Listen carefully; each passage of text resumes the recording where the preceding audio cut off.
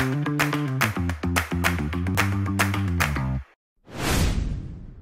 Sobat Ketitik, selamat datang di segmen Bicara Tentang Kebijakan.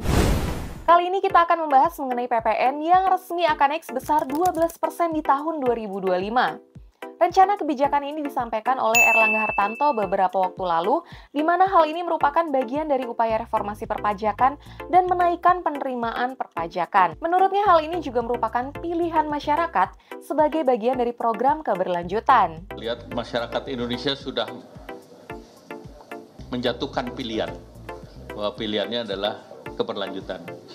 Tentu kalau keberlanjutan, berbagai program yang dicanangkan pemerintah akan dilanjutkan, termasuk dalam kebijakan PPN.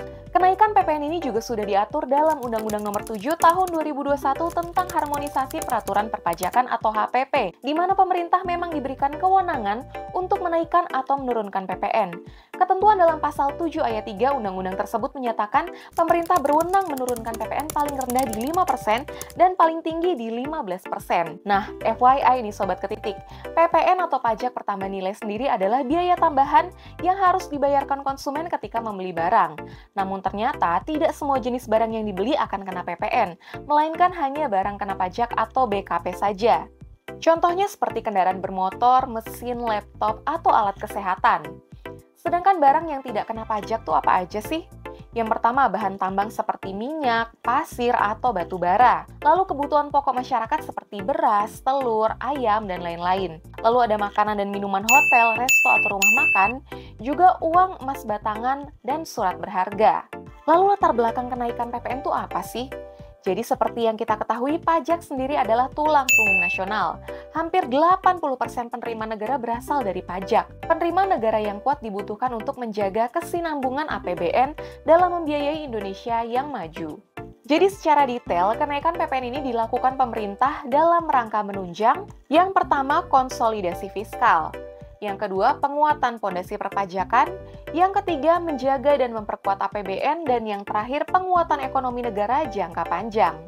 Jika dilihat dari rata-rata PPN negara-negara ASEAN, saat ini Indonesia merupakan yang tertinggi kedua setelah Filipina yang sudah menerapkan PPN di 12%. Lalu di bawah Indonesia ada Kamboja dan Vietnam di 10%, kemudian ada Singapura di 9%. Namun jika dibandingkan secara global, Indonesia masih tergolong rendah karena rata-rata PPN global tuh ada di 15%. Di Eropa sendiri rata-rata PPN-nya ada di 20%, di mana Hungaria menjadi negara dengan PPN tertinggi yaitu di 27%. Lalu dampak dari kenaikan PPN ke 12% itu apa aja sih?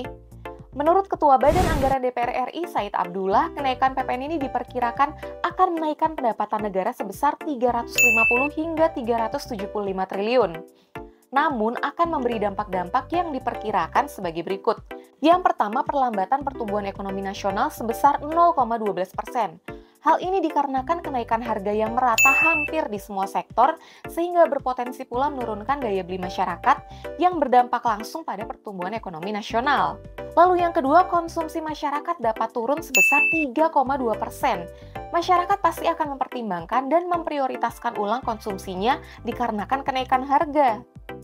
Yang ketiga, dampaknya pada dunia usaha, di mana dunia usaha berpotensi jadi lesu dan juga dapat mengancam penurunan daya saing produk lokal terhadap impor yang berpotensi menggerus ekonomi lokal. Dan yang keempat, peningkatan angka pengangguran.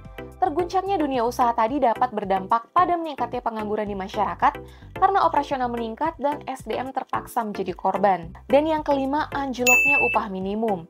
Jika dibandingkan dengan upah minimum yang kenaikannya pun tidak seberapa, pemerintah diperkirakan akan menghadapi banyak resiko ekonomi di tengah ketidakpastian global.